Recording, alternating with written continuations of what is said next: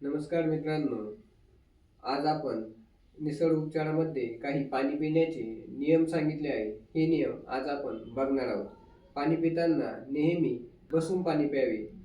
काय होत असते की ज्यावेळेस आपण उभं राहून पाणी पितो त्यावेळेस आपले जो जठराग्नी आहे त्यामध्ये डायरेक्ट पाण्याचा एक एकदम पाणी जठरामध्ये जाते. त्यामुळे आपला जो जठराग्नी आहे तो विझतो आणि आपण जे अन्न खातो त्यामुळे ते पचत नाही आणि आपल्या शरीराला ते लागत नाही.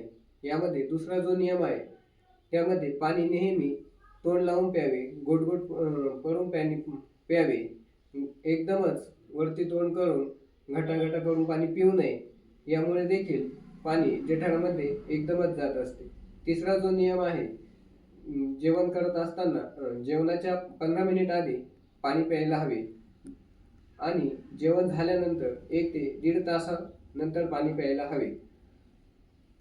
यानंतर आपल्याला जेवण करताना घास लागला त्यावेळेस आपण शिप-शिप करून पाणी प्यायला हवे.